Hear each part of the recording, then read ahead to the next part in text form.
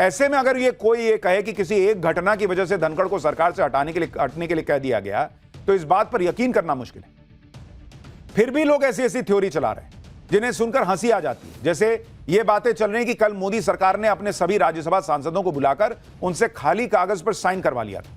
यह भी दावा किया गया कि कल अमित शाह, राजनाथ सिंह और जेपी नड्डा ने जगदीप धनखड़ के मुद्दे पर बैठक की और फिर अमित शाह लोकसभा अध्यक्ष से मिले।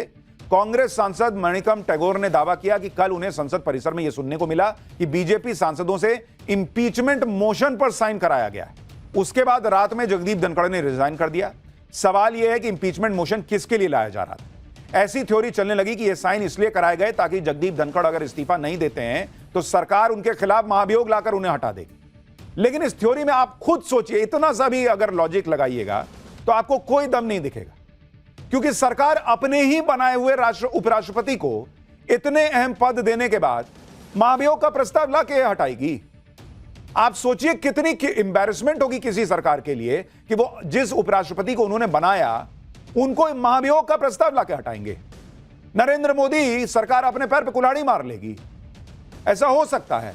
और जहां तक कोरे कागज पर साइन कराने की बात है, तो इसे लेकर यह बात सामने आ रही कि सरकार ने राज्यसभा के कुछ सांसदों से साइन इसलिए कराए थे जिससे यह मैसेज जाए कि एनडीए के सांसद भी जस्टिस वर्मा को हटाने की मुहिम में लगे हुए हैं और इसका जगदीप धनखड़ से कोई लेना देना नहीं है। तो मतलब एक बेसिक लॉजिक है कि भाई सरकार अपने उपराष्ट्रपति के खिलाफ जो है वो महाभियोग का प्रस्ताव क्यों लाएगी। जो लोग भी ये माहौल बना रहे हैं कि इस धनखड़ से इस्तीफा ले लिया गया, वो लोग ये भूल जाते हैं ये नरेंद्र मोदी का स्टाइल ऑफ फंक्शनिंग नहीं है बॉस। जैसे आप सत्यपाल मलिक का उदाहरण देख लीजिए। सत्यपाल मलिक ने मार्च 2021 से ही किसान आंदोलन पर मोदी सरकार को घेरना शुरू कर दिया। यूपी में बीजेपी के चुनाव हारने जैसी बातें कर दी थी। उस वक्त सत्यपाल मलिक मेघालय के राज्यपाल थे बॉस। इसके बावजूद वो अक्टूबर 2022 तक मेघालय के राज्यपाल बने रहे। मोदी सरकार ने उनको हटाया नहीं राज्यपाल के पद से, जबकि वो जो मन में आ रहा था बोल रहे थे। कई लोग तो ये भी दावा करते हैं, सोर्सेज ये दावा करते हैं कि आज जो जांच करप्शन के मामले में सत्यपाल मलिक तक पहुंच गई है, वो सत्यपाल मलिक को तभी समझ में आ गया था कि वो पहुंचेगी, और इसलिए उन्होंने नरेंद्र मोदी को, उनकी सरकार को कोसना शुरू कर दिया था, ताकि जब जांच एजेंसी उन तक पहुंचे तो वो ये आधार बना सके कि देखो मैं तो सरकार के खिलाफ बोल रहा था, इसलिए मुझ पर यह एक्शन हो रहा है। लेकिन नरेंद्र मोदी ने इतना सुनने के बावजूद सत्यपाल मलिक को कुर्सी से नहीं हटाया था बॉस। नरेंद्र मोदी इस तरह काम नहीं करते हैं। इसी तरह आप सुब्रमण्यम स्वामी का उदाहरण देख लीजिए। वो 2016 से 2022 तक राज्यसभा के सांसद रहे। आज भी वो बीजेपी के सदस्य हैं, जबकि सुब्रमण्यम स्वामी साल 2015 से मोदी सरकार और उनकी नीतियों के खिलाफ बेहद गंभीर सवाल उठाते रहे। यहां तक कि पर्सनल अटैक करते हैं नरेंद्र मोदी पर। लेकिन उनका राज्यसभा का कार्यकाल पूरा होने दिया गया। वो आज भी बीजेपी में है, उनको नहीं निकाला गया। आप यशवंत सिन्हा का उदाहरण देख लीजिए बॉस। कितना कुछ नहीं बोले यशवंत सिन्हा नरेंद्र मोदी को लेकर, लेकिन उनके बेटे जो हैं वो फाइनेंस मिनिस्ट्री में थे बॉस। उनको नहीं हटाया नरेंद्र मोदी ने मंत्री के पद से। बाद में कैबिनेट रिशफल हुआ तो किसी दूसरे को मौका मिला। शत्रुघ्न सिन्हा क्या नहीं बोले, कोई एक्शन नहीं होता था। यह नरेंद्र मोदी का स्टाइल नहीं है बॉस कि चार बात नरेंद्र मोदी के खिलाफ बोल दी तो उठा दिया, पे हटाओ इसको, निकालो इसका, रेजिग्नेशन ले दो। और इसलिए लोग कुछ भी बातें बना रहे हैं, कुछ भी बेसिर पैर की बातें की जा रही हैं। यही सब नए उपराष्ट्रपति के नाम को लेकर भी किया जा रहा है। जब से उपराष्ट्रपति की पोस्ट खाली हुई है, लोगों ने अपने अपने हिसाब से इस पोस्ट पर भर्ती करना शुरू कर दिया। जितने मुंह उतनी बातें चल रही हैं। सोशल मीडिया पे तो मार मची है, किसी का भी नाम उठाकर लोग चला दे रहे हैं। ऐसे ऐसे नाम बताए जा रहे हैं जिन्हें सुनकर लोग चौंक गए। कोई कह रहा है कि नीतीश कुमार उपराष्ट्रपति बनाए जाएंगे। कुछ लोग रक्षा मंत्री राजनाथ सिंह को उपराष्ट्रपति बनाए दे रहे हैं। कोई शशि थरूर का नाम उछाल दे रहा है। कोई थरूर को नरेंद्र मोदी उपराष्ट्रपति बना देंगे ये कह रहा है। कुछ लोग मनोज सिन्हा का नाम ले रहे हैं। मतलब जिसका जो मन आ रहा है वो नाम ले रहा है। लेकिन इसके पीछे क्या लॉजिक है, किसी को इससे कोई मतलब नहीं। अब हम जरा लॉजिकली देखते हैं कि किसका नाम वहां उपराष्ट्रपति की कुर्सी पर बैठने के लिए सबसे ज्यादा आगे दिख रहा है। सबसे ज्यादा जिस नाम की थ्योरी लोग चला रहे हैं वो है नीतीश कुमार का नाम। लेकिन जो लोग नीतीश कुमार का नाम चला रहे हैं वो ये बात भूल गए कि नीतीश कुमार बिहार में एनडीए का चेहरा है। बिहार में इलेक्शन होने वाले हैं और यहां पर नरेंद्र मोदी और नीतीश कुमार की जोड़ी के नाम पर एनडीए इलेक्शन लड़ने जा रहा है। ऐसे में नीतीश कुमार को उपराष्ट्रपति बनाए जाने की बात बेमतलब की लगती है। दूसरी बात, नीतीश कुमार की खुद की सेहत के बारे में खूब राजनीति होती रही है। नीतीश कुमार ने पिछले कुछ अरसे में जिस तरह से सार्वजनिक मंचों पर अजीब अजीब हरकतें की हैं, उस पर विपक्ष ने नीतीश कुमार की सेहत को लेकर खूब बातें बनाई हैं। ऐसे में जब जगदीप धनखड़ जैसे नेता ने सेहत का हवाला देकर उपराष्ट्रपति की कुर्सी छोड़ दी, तो नीतीश कुमार को अगर उनकी जगह उपराष्ट्रपति बनाया जाएगा तो इस पर बवाल ही ना होगा बॉस। दूसरा कि नीतीश कुमार मंच पे आते हैं तो इनके सहयोगियों का कलेजा धक धक करता है कि आज क्या करेंगे। वहां अगर उपराष्ट्रपति बनेंगे और संसद की कार्रवाई चलेगी और उसमें वो चेयर की कुर्सी पर बैठेंगे और कुछ इधर से उधर हुआ, सोचिए क्या होगा। तो ये कैसे संभव है कि नीतीश कुमार को बनाया जा रहा होगा उपराष्ट्रपति।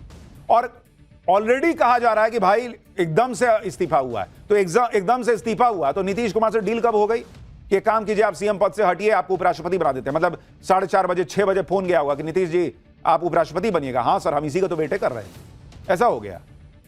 पता नहीं कैसे कैसे लोग नाम चला देते हैं कि नीतीश कुमार उपराष्ट्रपति बन रहे हैं। बिहार में तो विपक्ष इसी बात पर नीतीश कुमार को घेर भी रहा है कि जब धनखड़ सेहत का हवाला देकर इस्तीफा दे सकते हैं तो यही काम चुनाव के बाद नीतीश कुमार के साथ होगा। सुनिए तेजस्वी यादव। अब दिया गया है कि लिया गया है, ये सवाल खड़ा होता है। अगर अचानक से स्वास्थ्य बिगड़ा है तो उसी समय इस्तीफा देने की तो बात हो नहीं सकती है।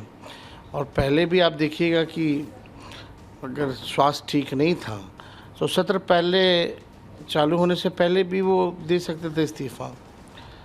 अगर धनखड़ जी इस्तीफा दे सकते हैं तो लोग अब ये सवाल खड़ा कर रहे हैं, तो बीजेपी जो है आखिर क्या मजबूरी है कि नीतीश कुमार जी को भी अगला मुख्यमंत्री का चेहरा जो है चुनाव तक ही, नेतृत्व तक ही बनाएंगे। हमको लगता है कि जो धनखड़ जी के साथ हुआ वो बिहार चुनाव के बाद जो है माननीय मुख्यमंत्री नीतीश कुमार जी के साथ भी वही काम जो है होगा। भाई विपक्ष को तो मौका मिला है, अपनी अपनी खिचड़ी सब पका रहे हैं। उपराष्ट्रपति के नाम पर एक मसालेदार थ्योरी और बेची जा रही है। वो थ्योरी है राजनाथ सिंह के नाम।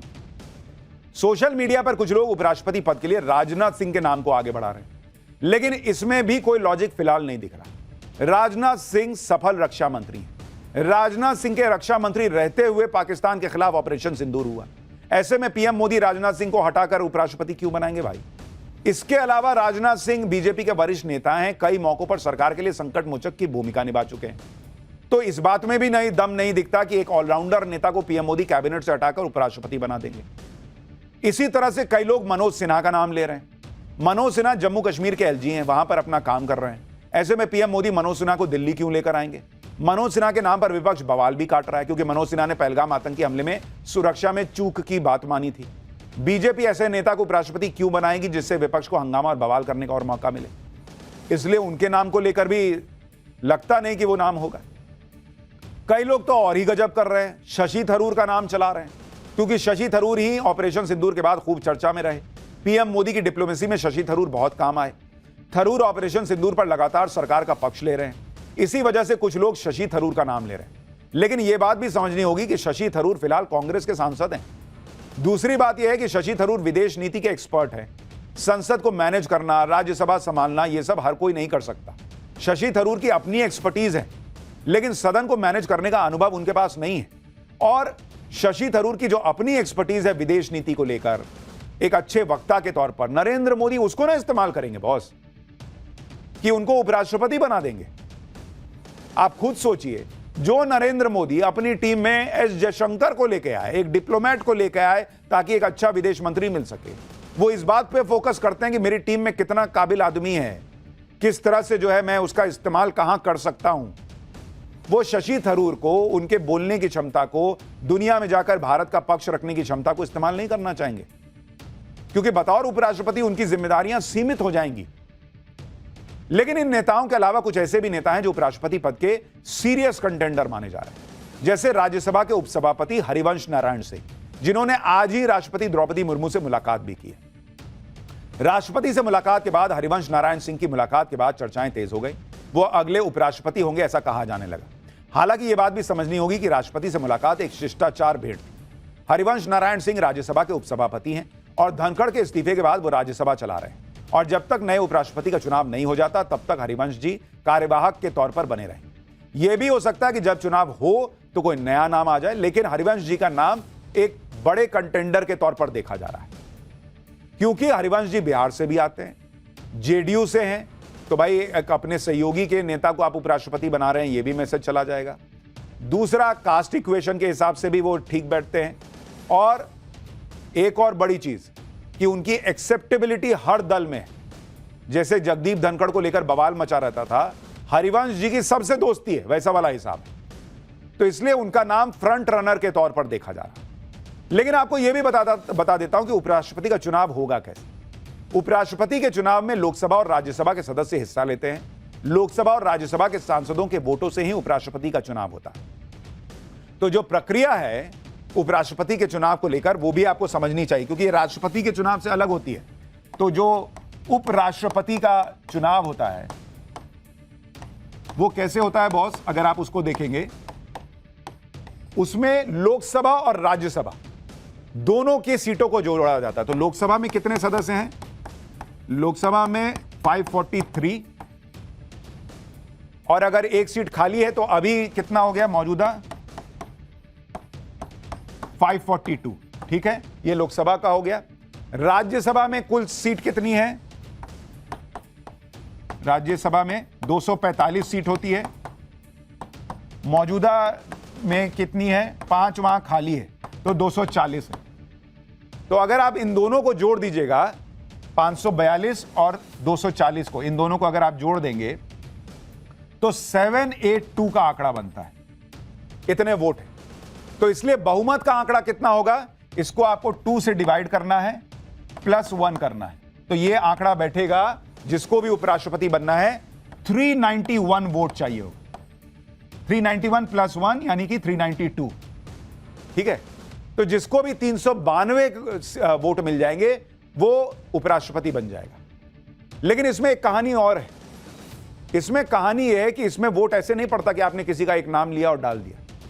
इसमें आपको प्रेफरेंस देना पड़ता है कि पहला, मान लीजिए 10 लोग खड़े, तो आपने पहला प्रेफरेंस लिखा कि मेरे हिसाब से नंबर 1 पे मेरी पसंद ये है, नंबर 2 पे ये है, नंबर 3 पे ये है, नंबर 4 पर ये।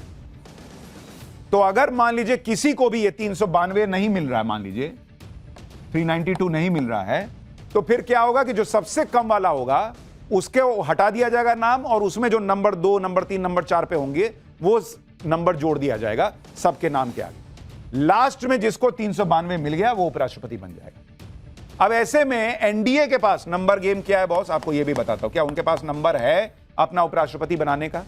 लोकसभा में एनडीए के पास कितने हैं? 293 लोकसभा में। राज्यसभा में कितने हैं बॉस? 129 है। अगर आप इन दोनों को जोड़ दीजिएगा तो आंकड़ा बनता है 422 का, जो कि बहुमत के लिए जो 392 चाहिए उससे +30, 30 ज्यादा है। यानी एनडीए के पास अपना नंबर है अपना उपराष्ट्रपति बनाने का। उपराष्ट्रपति का चुनाव लड़ने वाले नेता के लिए कम से कम 20 सांसद प्रपोजर होने चाहिए, और 20 सांसद ही सेकंड प्रपोजर भी होने चाहिए। यानी अब पूरा मामला जो है वो इस पर आकर बैठ गया है कि अगला उपराष्ट्रपति कौन होगा।